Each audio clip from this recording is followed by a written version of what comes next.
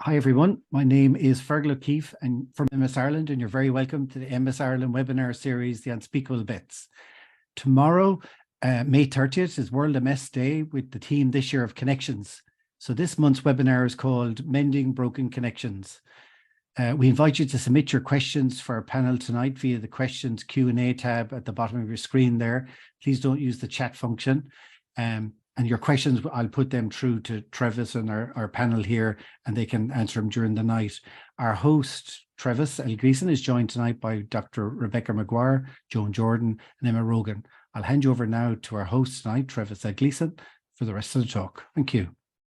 Virgil, thanks a million, and hello and welcome to all of our guests tonight for the next edition of the Unspeakable Bits. As Virgil said, I'm Trevis L Gleason. We've been the host of this since November. I live with MS, as I often say. I'm a chef by training. I'm a food scientist by education. I'm a writer by passion, and I'm an advocate for people with disabilities by necessity. So we're here, and I thank MS Ireland for their support in giving us this platform, and to Fergal for producing the program for us as we delve into topics that were once, and I suppose still often, considered taboo, but are a real and important part of getting over and under and around and through the challenges of living with this disease. As many of you who have been with us for a while now on these programs, you know that we don't shy away from the difficult topics or the difficult questions here on the program. We've talked about MS and sex and relationship difficulties, finances, and much more, and we're not stopping. Tonight, we're going to delve into the very real issue for many of us living with MS who have experienced on and off or steady since diagnosis. Many of us, it really hit home, I suppose, during the COVID lockdowns. And some of us haven't maybe got past that self-sequestration that the Irish government so warmly titled cocooning. I don't know about anybody else, but I was over that term about a week after it started. So we're going to be talking about connections, as this is the eve of World MS Day, and that event is centering around the theme. It seems fitting for us to talk about it here tonight as well. And keeping, maintaining, tending, growing, those are all terms that typical people, those not with MS, might contend with on a regular basis. But for us, it might be a bit more difficult. So I suppose here we go. And again, we invite you to submit your questions to the panel tonight via the questions tab, as Fergal said, not the chat button, and your questions will be fed through to us, and we'll get to as many as we can tonight. Joan, I'm going to start off with you, as you were, to use tonight's term, you were connected on a number of levels with work and family and community, etc. And when MS took much of that away from you, perhaps you might give us maybe a bit of your diagnosis story as to how it affected your ability to keep connections and relate with people, etc. I think my diagnosis was a very slow burner, Travis. I took 14 years to get diagnosed. So one of those 14 years overnight kind of thing. I told you I was sick kind of a moment when I finally got diagnosed. So at the age of 22, I had just graduated from Trinity College doing software engineering and started my first job. My eye went a bit funny, as happens with a lot of people with their first symptom. I had optic neuritis. I went to the eye and ear hospital in Dublin, didn't get referred to get an MRI screening, and then just over the next few years, because I was living abroad, I lived in the States, I lived in the Netherlands and France, always had the best of healthcare, but just never actually got diagnosed, and had 2 children along the way. And then when my youngest was about 2 years old, I finally got a diagnosis. But at that stage, I feel like I'd lived with it for such a long time that it was a bit of a relief to know that there was something diagnosed. Mm-hmm. And I mean, living in all those different places, I assume that a lot of that was work related. You were in a fairly high stress job and with a lot of literal and figurative connections as well. How did that diagnosis change how you were able to connect to people? I mean, you had to leave your job at one point. I I just think I'm that type of person, Travis. I'm friends with my friends from primary school still. I don't think that any connections really have been broken, maybe because my diagnosis was so slow. And I didn't know there was something wrong, but also because we are talking about the unspeakable tonight. My son also got very sick at the same time that I got diagnosed, so it was pretty much pushed into the background because he had severe epilepsy from the ages of 2 to 7. So that was 5 years really of me knowing that I had MS, but not really being able to focus on it, focusing on him. Right. So I would say there's a combination of, I tend to keep my friends. I don't know, they can't get rid of me. And then also because my son was so sick, I didn't really, it just was always in the background, and then I just kind of got on with doing whatever came my way in the meantime. All right, that's very good, and congratulations for that. Rebecca, it's not just people with MS who are struggling sometimes with the issues of connections. In fact, the Chief Medical Officer of Ireland penned an open letter to the nation talking about just that. And in that letter, I'll read you just a little section for everyone. We know that there is a strong link between loneliness and chronic health conditions, including heart, lung disease, stroke, and disorders such as obesity. It's also linked to poor mental health. And we all recognize that warm feeling that comes with spending time with people close to us. That feel-good factor is vital to our health. So it's important that we rebuild the connections that may have been lost during the pandemic. And a lot of us, I think, when the lockdowns happened, we kind of felt like in that little tiny sliver of our spectrum of living with MS, that people were maybe understanding a little bit of what we live with on a regular basis. But in your professional point of view, how might this also impact those of us living with MS when we start to talk about, if we've lost connections, what that might do to our physical and mental health? Yeah, definitely. I think the research evidence does show the powerful role that loneliness can have in so many facets of life. But before we go on to maybe talk about the impact on MS potentially, it's important maybe to draw a distinction between the idea of loneliness and social contact. They're actually slightly different things. So somebody might have a very wide social circle, lots of people that they could talk to, friends, family, colleagues, let's say, but they could still feel lonely. And then controversially, or sorry, in contradiction, I should say, somebody might not really have a lot of social contact, but they don't feel lonely, so they feel good in themselves. So there's a lot of individual variability there, and people approach life in many different ways. And even though the lockdown, say, was hard for a lot of people, there's others that might have coped very well. So it is important that we kind of appreciate those little nuances, the individual differences. That being said, again, we know from the general research evidence that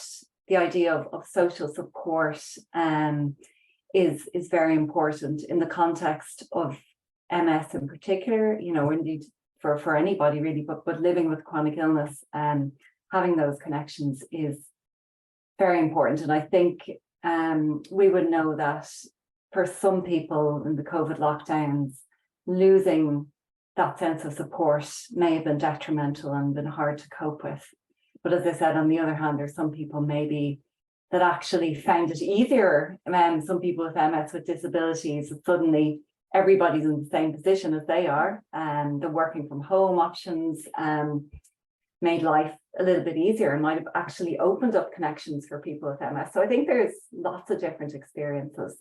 I suppose as well, sorry to cut across there, but I suppose that this event right now is an example of that. Had it not been for the forced nature of us all needing to have a Zoom meeting for work or a Zoom cocktail dinner party with friends that we weren't able to get in touch with or whatever, had it not been for that, we mightn't all know how to use this technology where we could sit in on a Zoom meeting, and it's made the things like FaceTime and iChatting and all that, and Zoom, and we can be in touch with more people. And you're right, you're absolutely right. There's an awful lot of people that can be alone without being lonely, and an awful lot of people who could be in a room full of people that they know and feel wholly alone.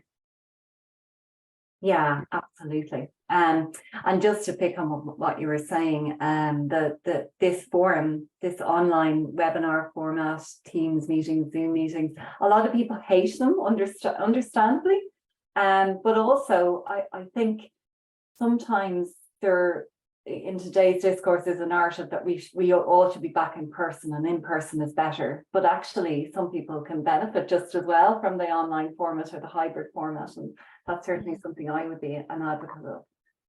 Yeah, and I think that a lot of companies are finding that they've got happier people now if they're able to, sure, you'll still pull it in however many hours, but maybe you'll do it over a longer period of the day, because with MS you need a bit of rest or whatever.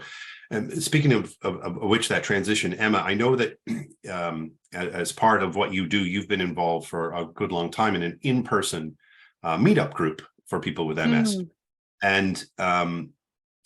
And like many things in the world, that had to stop in person. What was it like for the members of your group when you were able to actually meet up in person again? Was there a sense of trepidation because, some people may have been immunocompromised, etc., because of their medications and going out in public again, or was there just this euphoria that you could be, or was there a combination? How was that people got back together again? So you're talking about the Dublin MS meetup group. That we are still online. We are still online because more people have been able to fit it into their schedule on a more regular basis because it's online. And because we have people who are perhaps on treatment and they are immunocompromised due to the treatment, they prefer meeting online. So we are still isolated but together. Yeah. We're still in that environment. And I know some people would like to go back, but the majority of the meetup group prefer it as it is. So we do Google Meets, and working really well for people. So it is that difficult transition it was a difficult transition to that online space, but now people are resistant to going back to face because we have been meeting since 2010 in the IFI in Temple Bar. It's a cafe attached to the IFI cinema. So we were meeting there for more than 10 years, and then COVID hit. COVID is still with us. So people are still wanting that certainty of online interaction without the risk of taking public transport, being exposed. We're not masking anymore in Ireland in general. And so people are still meeting through Zoom or online. Rebecca, to that point about fears, I suppose that's one of the reasons that we're having this discussion is that there are genuine fears, and some fears can be maybe elevated in our minds to higher than they really are, and there are real feels. But emotions are real; they're your own, and so they are real. How has that level of fear of getting back out? I know that the CMO was talking about it for the elderly, and because some of them are still quite afraid of going out. How, if a person living with MS is afraid, how do we get over that, or do we need to? Yeah.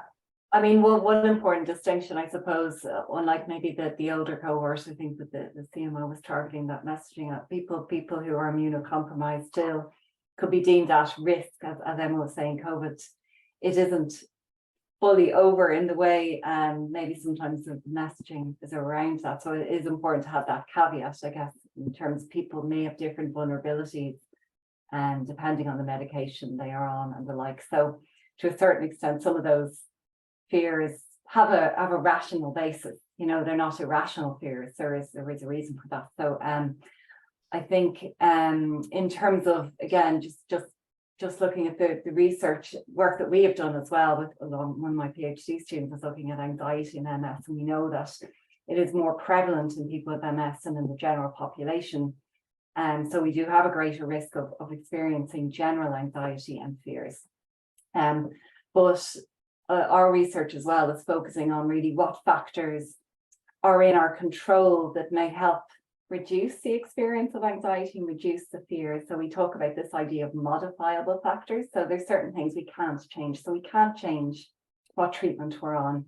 We can't change maybe our level of disability and the like, or certain socio-demographic characteristics. We can't really change who we are. However, there are certain things that we can change that are in our control. So there's this idea of like self-efficacy, getting confidence in our own ability. So maybe confidence in our ability to go out, and social support, again, which is really what we're talking about today. We know that is such an important factor in predicting well-being and reducing anxiety. So if people do have greater support networks, they're going to be, or generally speaking, and I'm talking about in general terms, it's psychology, we have to be very wary to be non-committal.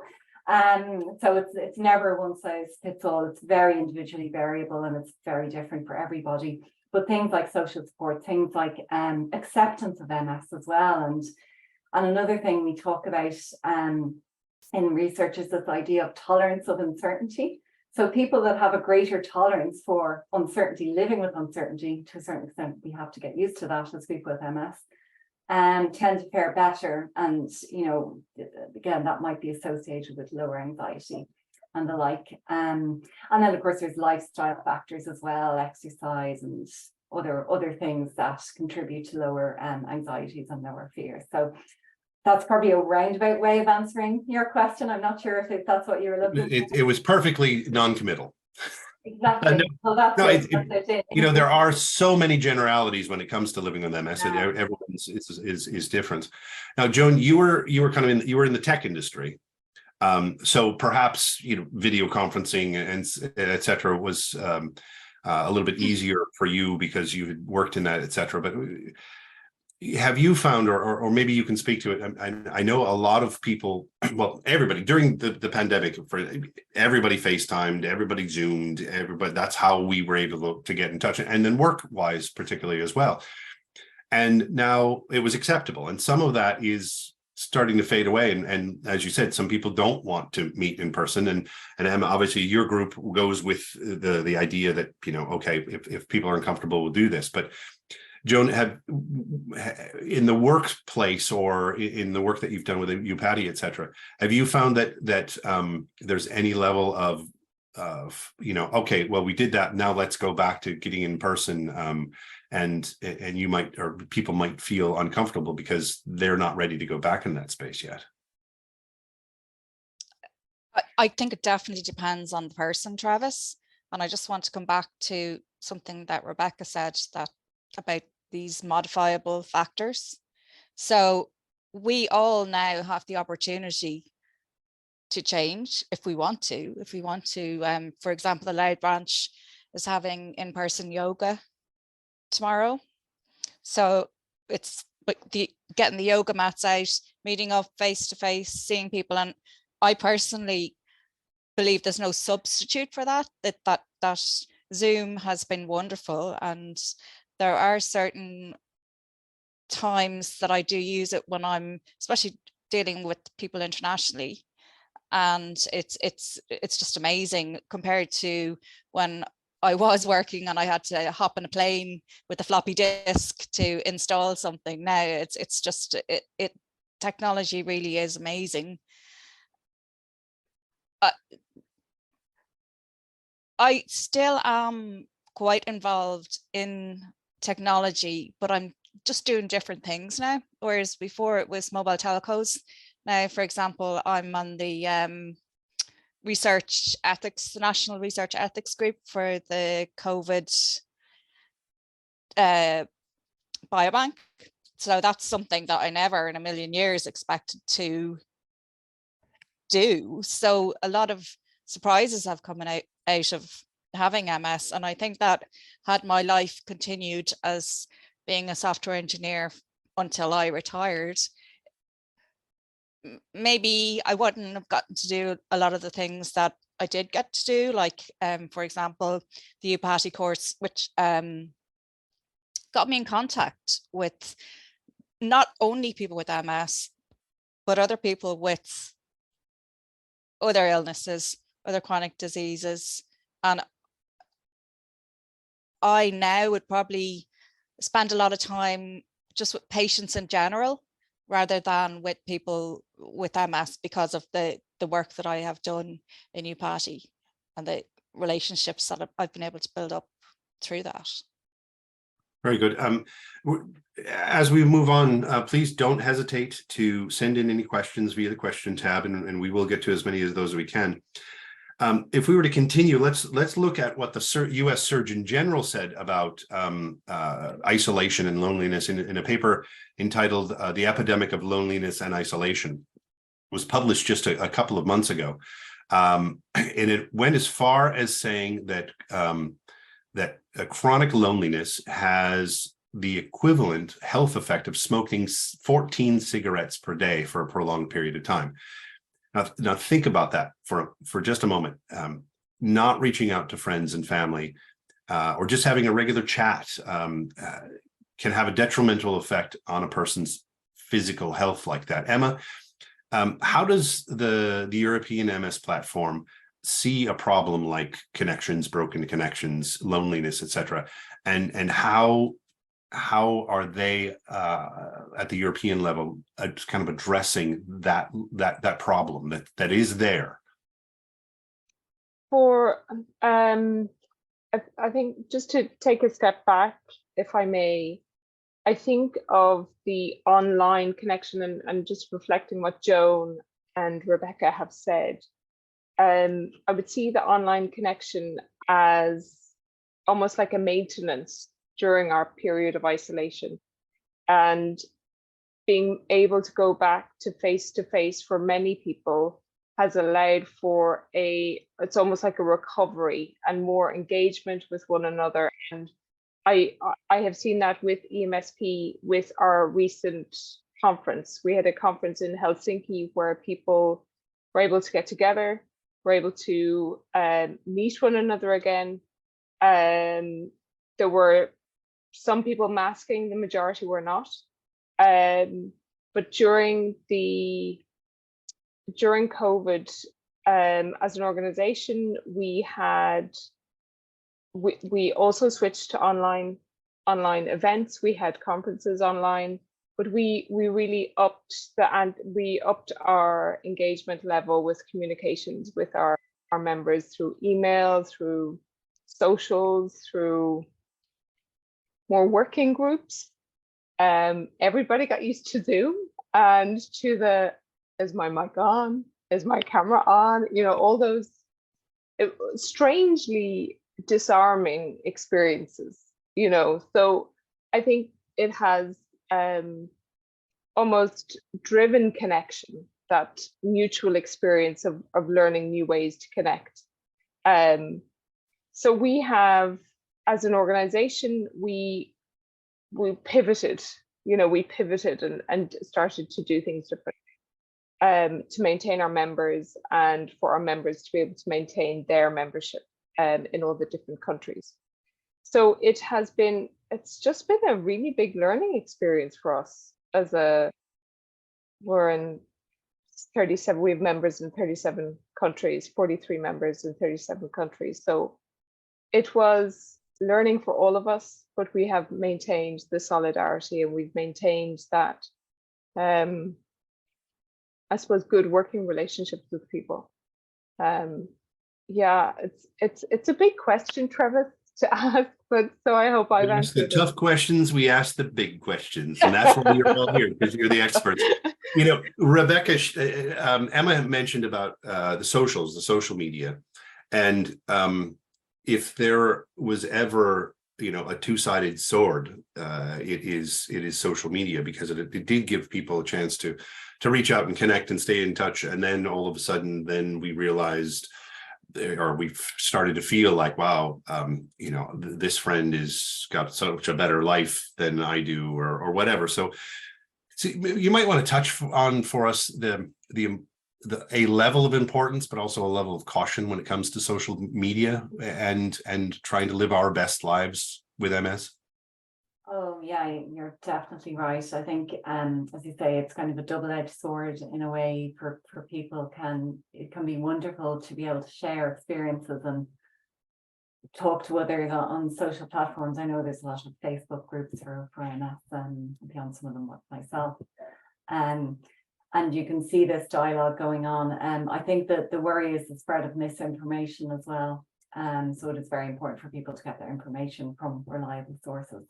But I think one thing that comes across very strongly from the MS community is this need for peer support, which is the kind of stuff Emma's doing with her meetup groups. And we know that from our own work, even working with MS Ireland, that there is this desire for people to be able to get together, this social support. So whatever form that takes, I think if it is on social media platform, if it is even on an anonymous forum, that can be of great benefit to people. We know that is one of the core needs of people with MS. We've done some other research in this area, showing that kind of there's needs for psychological, emotional support and social support are ranked almost as highly as needs for healthcare and information and these other things we generally associate with as people with MS that we want to get.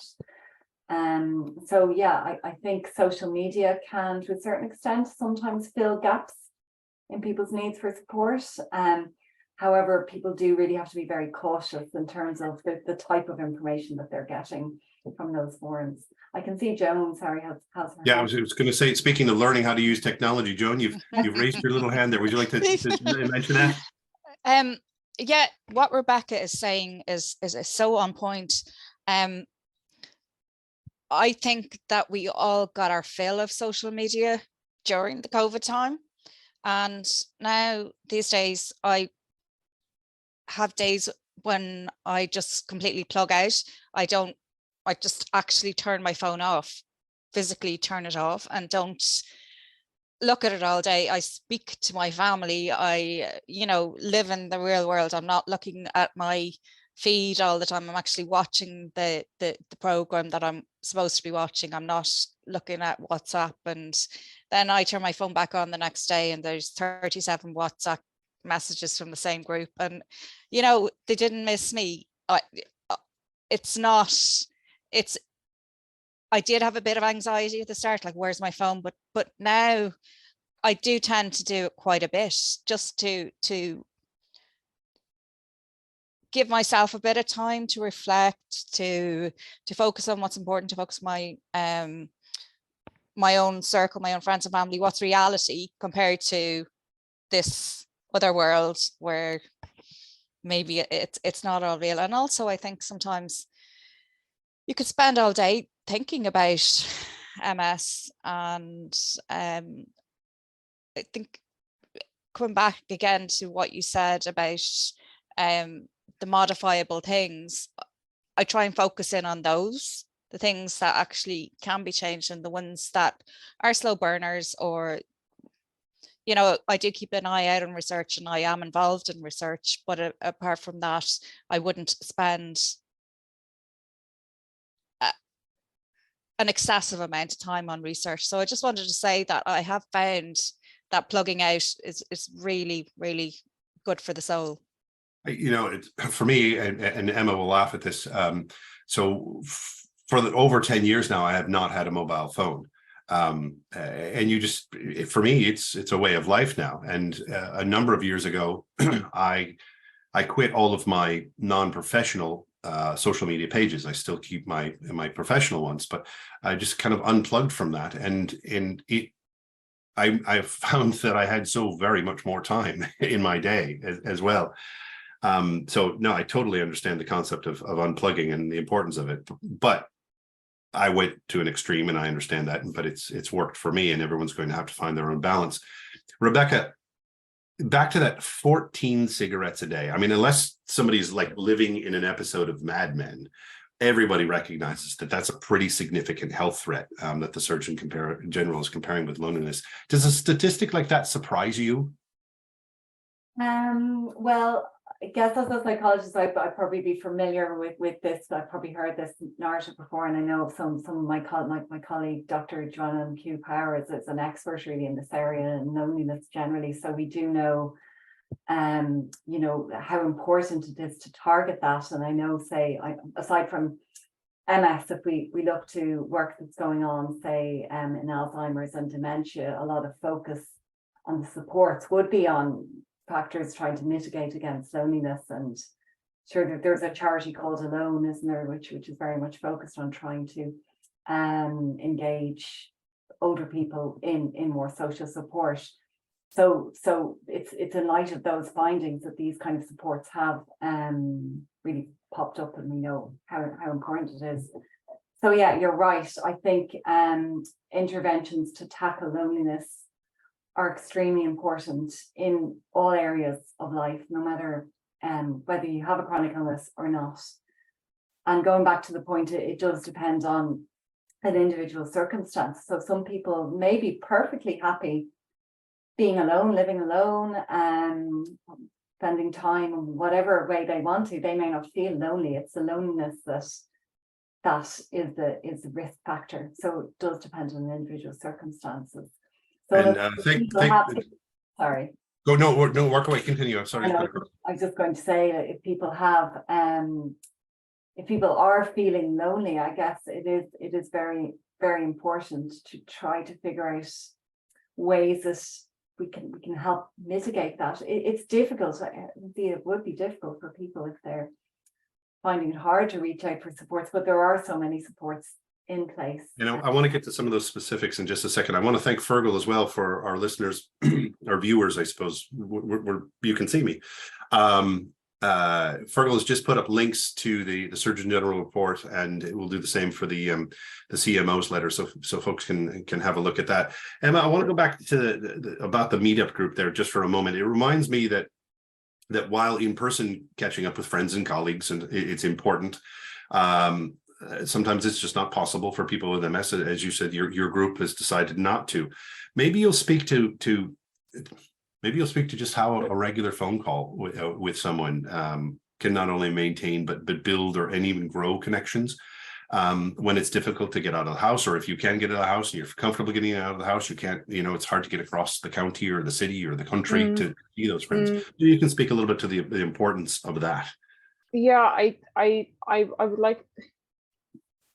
I think it's really important for us to remember that some of us don't have a choice when it comes to isolation and social media. Like, we don't have a choice. We can't move out of our house, or we can't perhaps travel to the meetup group, or we can't travel to a branch meeting. And I think there's a significant proportion of our population that don't have access, that are still isolated. Even in pre-COVID, they were still isolated. And I think sometimes I forget that. But having experienced significant isolation in my own life and the ramifications of that, I suppose it's meeting people where they're at. So a phone call to somebody, a voice note to somebody, to reassure them that I'm there for them. And really to open up that possibility for them to get back in touch with me, or for them to just to not feel so alone. I think the repercussions of isolation can put us in a state where we don't even know how to reach out anymore. Where do you begin to mend connections that you've severed? They probably hate me now anyway, or all these, I've had those thoughts, how do I begin to, say, Sarah, I'm making up a name, how do I begin to repair that connection with somebody who used to be my really good friend, because I haven't been able to get in contact with them for months on end, so I think it's important for us in MS organizations or in like the meetup group to really to meet people where they're at. And I see that with the meetup group, especially that we have people who will join the meetup group, who will come along and who will come along virtually, and they will sit. They will sit and they will introduce themselves, and they don't have to talk. They say what they choose to say, or they sit and listen. You know, it's that respectful, safe space. And for me, that's been a really important part of my work, whether in the meetup group or with the EMSP and the Young People's Network. It's just giving people a safe space that they know that they're okay. Joan, there was an anonymous question that was emailed to us in advance of the program. The person asked how one might deal with, with the connections when the world is moving at pace and she can no longer maintain that pace when your friends from, before are doing hot yoga and running mini marathons and taking ballroom dance classes, but simply making it through your morning shower routine and tending to the children is like running a full marathon for someone. So for that question, how does one cope when friends seem to be doing things that you can no longer do, and that kind of starts to stretch those bounds of friendship until they might start to break? I think I'm a bit old school, Travis, in that I believe if there is true friendship there, there's the understanding that, maybe your friend is now living in a different scenario, in a different situation, but you're still friends. You can still, excuse me, pick up the phone. Probably my best friend in the whole world, I call her my opposite friend, because I'm married, she's divorced, she doesn't have children, I have children, and sometimes we sit down together with a glass of wine and say, how are we friends? And it's just the fact that it was the person I sat beside my first day and my first job, and that's friendship. I think you just connect with somebody, and regardless of what twists and turns your life takes, I do think that the friendship is worth salvaging or attempting to salvage. Of course, there's a cutoff point. I think that if it's one-sided or if it's a toxic friendship, then that's a different situation. But I do think, just pick up the phone. Don't overthink it. It's fair enough. It's not necessarily all of those things that you do or can't do or won't do together anymore. A real friend is a real friend. A bit of disclosure here to everyone. I'm not feeling terribly well. My wife brought a lovely cold virus home from Montana, but I've just had a group of former work colleagues visiting me down here in Kerry, and many of us haven't seen each other in about 20 years. And it's been great. I mean, it's been amazing, really, to reconnect and to remember and to build new experiences. But it's also been exhausting. I mean, Rebecca, is there some sort of a cost benefit ratio analysis that we can apply to something like this? I know that I'm going to have to pay the piper for the dances over the past few days, and it's been great crack. But is there a way to do that in advance? Listen, I know. I think we all understand living with MS, so those challenges. I think it is very difficult, isn't it, to just recognize our limitations, and sometimes it's very unpredictable. That's the thing. I mean, I'm not sure about you or you, John, or Emma, but sometimes it's hard to know how you may or may not feel on a given day. So it does make planning difficult, I guess, if you planning to go out somewhere or to meet up with people. You may find that on that day, then you're not really up to it. And then maybe going back to that anonymous question, maybe that's something which the person posing that question has faced. It's a challenge really for people with MS, and also just the whole concept, of course, we know of invisible symptoms and difficulty maybe sometimes communicating what we're feeling to those around us can be challenging. That's if indeed people are open about their diagnosis in the first place. We know that some people find it very difficult to disclose a diagnosis. So that can be even more challenging. That's another layer of consideration, I suppose, for people that they're not open about their diagnosis, but yet they may be experiencing all these invisible symptoms, but yet they're trying to meet the expectations that maybe their friends put on them. Or that we put on our own selves. We put on our own selves, exactly. And listen, talking to me about work-life balance, it's something I'm always ranting on about, but yet I'm not very good at controlling myself, as in saying yes to things, taking on too many commitments. And Physician, heal thyself. Is that what you're saying? Hmm? Physician, heal thyself. Oh yeah, exactly. We're our own worst enemies, really. Like it is challenging, and then sometimes your health will just force you to stop. And it is going back to, and again what Joan was saying too, focusing on what you can control, what is within our control. And we probably do have a lot more in our control sometimes than we think we do. So we can say no to things, we can scale back on activities, but also we can still engage. It's a tricky thing. I know. I can empathize as a person with MS. I can struggle with these issues as well.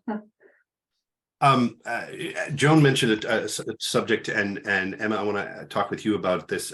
I've adopted a term that an old pal used to use when I lived in San Diego, California, and she referred to some people as her deadwood friends. These are the people in your lives that they take more than they give. They can have a negative impact on you mentally or even on your physical health. Have you ever had to, trim a toxic friend or other relationship? And if so, did you find a benefit in that difficult pruning? And was it immediate? We're talking about mending connections, but sometimes it's best for us to break them. You remember a few years ago, there was that a cartoon called Frozen, and the theme song was Let It Go. And there's this big sort of momentous time of the film, and she sings about letting it go. So yes, I absolutely have to let go of a connection with people and let go of toxic relationships and mend my own connection with myself. I think has been part of that. Is that what you're talking about, Trevis? Yep, exactly. Speaking of unspeakable bits, that's really unspeakable. I'd say we're going pretty unspeakable here. We're getting pretty unspeakable now. I think that is something that I never thought I would do. I never believed I had the strength in me to do that.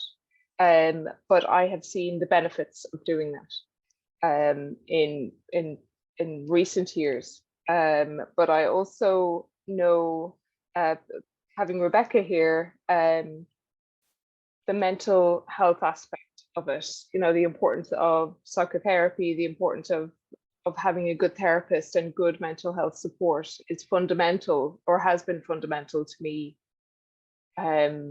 Being able to go through that process in a healthy way, rather than burn it all down, so rather than burn all the bridges, to do it in a healthy way that is ebbing and flowing, but that is for I'm experiencing the benefits of it. That there might be a difficult times, difficult things to go through, but having gone through it, I feel the benefit of it as a person, but also in the relationships I have now. Does that answer that question? It does. You give more energy then to the relationships that are feeding your roots. Yeah, some people are vampires. Some people, take all the energy. They take the goodness out of it, out of me. They take the goodness out of me and the goodness out of our interaction. Whereas others, people who show, I heard a quote. This is a mangled quote. It's not about what you're putting in or into a relationship. Well, it is that, but it's also how is it making you feel? How is it making you feel when you leave an interaction with somebody? you know, and really tuning into that is really important, or has been really important for me. Thank you for that, Emma.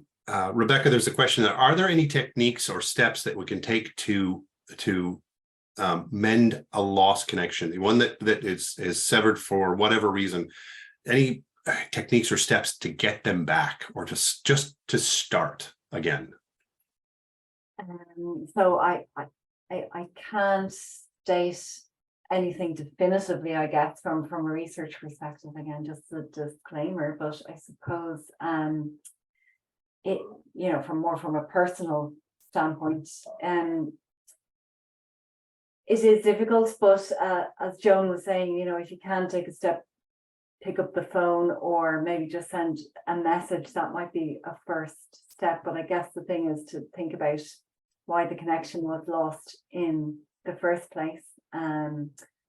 You know, that it could be for different reasons. Sometimes it's just the contextual factors. Sometimes, you know, if you've lost a connection because you literally moved away from somebody or changed workplace, that's kind of their you know, contextual factors, which can't really help. So that they might be easier to just do a Zoom call or something. But if the connection has been lost for other reasons, for personal reasons, that may be more difficult. I don't know. So I'm sorry, and I'm not answering this more in a professional capacity, because even though I'm a psychologist, but I'm not a psychologist in that sense. I'm not a therapist. I'm an academic psychologist, so I can speak more to the research. However, I mean, I think it's funny, something that I'm picking up on here from all of us, maybe something that I can feel myself, is as I get older, I'm becoming a lot more confident, a lot more self-assured in the decisions that I make. So in terms of maybe connections that I choose to maintain or break away from, or just the acceptance of MS, or learning to live with it. I think I'm becoming a little bit better at that. I'm not sure if others would agree with that. But I think, you know, it, to a certain extent, with time, becomes a little bit easier to make these decisions. But it's very complicated. It is complicated. I once had someone who was sort of begging forgiveness for something and wanted to rebuild the relationship, and I don't know what bright flash of the obvious came to me when I said this, but I said, look, forgiveness doesn't mean that everything is the same as it was. Forgiveness is planning permission to rebuild something of the rubble and the mess that you made, but it's not going to be the same to start with. You know, forgiveness is planning permission to start with the rubble that's there. Joan, I don't know if that makes any sense to anyone else. I know you're really busy right now. You've children getting ready for exams, and your work, your volunteer work, and etc. What exams? I know. And speaking specifically, I suppose, of when or bringing into it when your son was diagnosed with epilepsy. I mean, how do you find a balance of feeding your social self, tending your family, working even if it's part-time, and when one of those has to give, which one takes the hit? Yeah, I think I feel very pulled in a lot of directions a lot of the time, and that's when taking a step back, I think it is good, and just to reflect on how, you know, what's the big picture, how are things going. Enjoy the day, every day. When you know, especially now that the weather's gotten better, when I wake up and the birds are singing, and go to bed that night and nothing disastrous has happened during the day, it's you know, it's a good day. We need to pat ourselves in the back and say, I did what I could today. I did not able to do what I used to be able to do, but I did some stuff. And for the children now, they're not really children anymore, because they're 16 and 18, and they're both doing their state exams, and one of them will hopefully be going away to college in September, which is another thing. But I think life is constantly evolving. You're constantly changing as a person. If I was the same person as I was before I got diagnosed with MS, I think that would be very strange, because it does have an effect on you. Of course it does. But I just think that just, you know, like Emma said, give yourself a break. You're doing a good job. I think during COVID, it kind of reset everything. And these days I'm into things like gardening, which I never expected I would be. But sometimes the tree just needs a hard prune. And you know, you're getting rid of the dead wood, and eventually you do have a better tree. You know, so sometimes I think you just need to take a step back and give it a hard prune. There you are. Rebecca, and we just begin to touch on this a little bit, but sometimes even if we feel like we're doing all we can, it's just not enough. And those effects of loneliness and disconnection, they start to show. When should we consider perhaps seeking out some professional help? And I suppose, how does one go about doing that? Just finding a therapist, particularly in rural Ireland. Oh yeah, and it's very difficult. I think people in rural communities, generally speaking, will find it more difficult to access services than in urban communities. I mean, I would think reaching out to a GP is a very important first step if people are feeling in any way concerned. And there are a lot of resources and supports out there. Obviously, MS Ireland too can offer wonderful advice regarding maybe regional services that may be available. So yeah, it is good. There's lots of things, but I guess if you are seeking out somebody independently, to make sure that they are registered and that they have the appropriate qualifications. Right, and I'll ask Fergal to put up the telephone line to speak to MS Ireland as well, so that anybody who's looking for those kinds of services, or just the regional services at the local offices, etc., where that might help.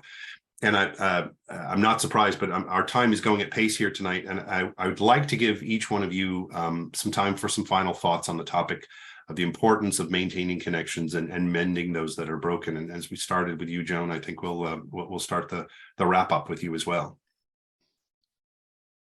Yeah, I think tonight has been really interesting, and to hear Rebecca and Emma's perspectives on things has been.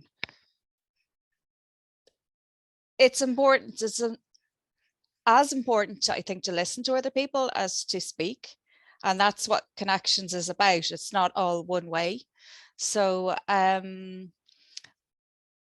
think that we had a reboot when COVID happened. Everything got flattened, and now we're starting to build again.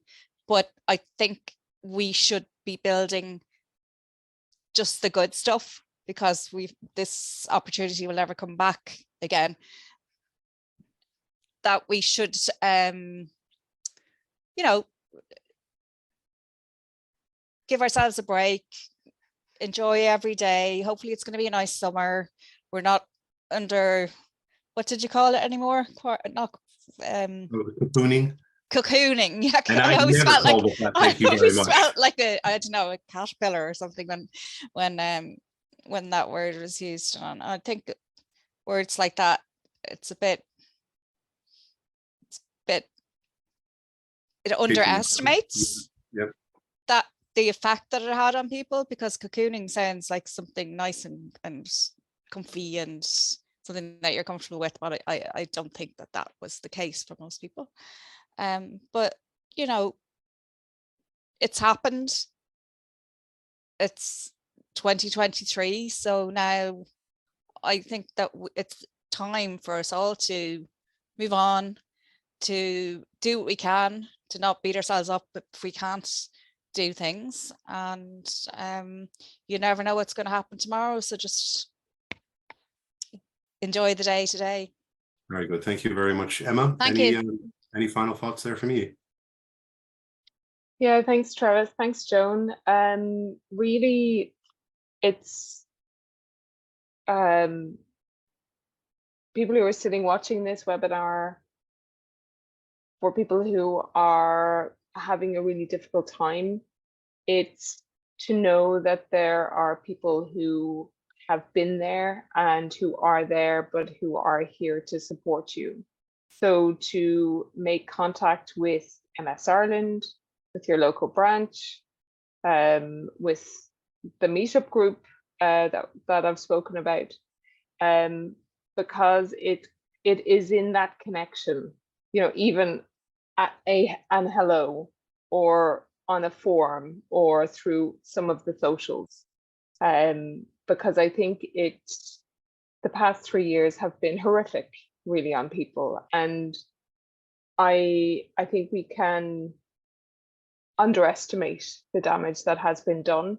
I think we underestimate the damage. I underestimated the damage that was done to me through the isolation. So I just really appreciate having this conversation, to be able to be frank about how awful it has been, but also, as Joan reflected, being able to take the good stuff out of some of the days, even if it's a minute out of all the 24 hours, that there might be some good things in it. But really, it is that people would reach out, and for those of us in positions where we can reach back to people, that we are meeting people where they're at with whatever support we can give them. But really, it's that people know that they are not on their own. And tomorrow is World MS Day, and we are doing this because we know the benefits of solidarity, and we know the benefits of social, what is that, Rebecca, you said, social support, the benefit of social support, even a small hello, and then it'll lead on to better things. I've been writing the Life with MS blog for, I don't know, 16 or 17 years now on a regular basis, 2, 3, 4 times a week, several times a month. And throughout those years, the number one comment, if I were to collate them all, was, I thought I was the only one. Yeah. And, for anybody who lives with MS, you're not. Even if it's the freakiest of symptoms, or your reaction to a symptom seems odd to you, you're not alone. It's happened to so many more people than you'll ever know. And that, I suppose, for me, that's been an amazing response. Always is that I've given somebody the chance to say, oh my God, me too. So that's nice. Can I say one more thing before? There are a huge number of LGBT MSers and people of color with MS, and people, travelers with MS, who don't always get the space to talk about what's going on for them. And I think that's something, when we're thinking about connecting, that people in marginalized communities know that MS Ireland is for everybody, and EMSP is for everybody, and we are talking to everybody. And I know that MS Ireland's right now actually working on their inclusion program. So thank you very much for bringing that up. Rebecca, any final thoughts from you? Just say thank you so much, Emma, for highlighting that. I totally agree. We really have to be inclusive for everybody with MS. And sometimes this concept of intersectionality can be difficult when you're living with a disability, plus a member of a minority community, whether it's LGBTQ or an ethnic group. But sorry, there's so much probably I could say in relation to what we've been chatting about today. I think. But you only have about 60 seconds. Okay, I find it really useful. For many years of my life, I was actually, I really was not open about having a diagnosis with MS, and now I know that sharing experiences with others is incredibly valuable. That's kind of what motivated me to get involved really in research and advocacy in MS. So I think there's a lot we can take the good out of the COVID pandemic as well. It wasn't always bad. There were some good things we can get, like the inclusion, opening up the world for people with disabilities. But I think the thing, if there is hope, there's a lot of factors that we can control in relation to our MS, and hopefully if we focus on those positives, we can make life easier to live with this annoying condition, if we put it mildly. That's about the best 60 seconds I've heard about it in a long time. As I expected it would. I'm sorry, but our time has quickly come to an end. You've answered many important questions. There's so many more to ask. So like many Unspeakable Bits topics, I wouldn't be surprised if there were a sequel to this conversation at some point in the future. But until then, I want to extend my greatest thanks to our guests, Joan Jordan, Dr. Rebecca McGuire, to you, my sister Emma Rogan, for the time and their talents. And trust me, tonight you made a difference for people. So thank you. For our listeners and viewers, don't forget that to mark your diaries. Our next Unspeakable Bits episode will be back on track on the schedule of the final Thursday of the month. That's in June, before we take a short break for the summer. So you'll want to join us on the 29th, when we will break another MS taboo and talk about medical cannabis. So until then, I'm Trevis L Gleason, wishing you and your family the best of health. Cheers, and back to you, Fergal. Well, I'd just like to thank Joan and Rebecca and Emma for being so open and for sharing with us and for giving us the time. It was a great talk tonight. You're right. I definitely think it's a topic that we should come back to. And yourself, Trevis, again, for being a great host. Thank you so much. And just, on the topic, actually, tomorrow, you mentioned it, Emma, about tomorrow being World MS Day. And actually, we've a link there on, I just put it up, but also if you just go to our website, it's up in the main, and we actually have a link to regional activities. So we do have coffee mornings and fashion shows and vintage car thing, all stuff going on all over Ireland, all day tomorrow and during the week, and also in radio stations. You'll see that throughout Ireland tomorrow, and press and stuff. So tomorrow there'll be a lot of coverage. And just maybe have a look at that to see if there's anything on locally. So I've put up the link there, but it's also on our website. And just to say that up on the news section of our website, I put up a link now to register for the June webinar, and we'll be, over the next few days, we'll be putting up links. So just again, I want to thank everybody for a lovely chat tonight. Really appreciate it. Thank you. Take care. Goodbye. Good night. Cheers. Take care. Bye.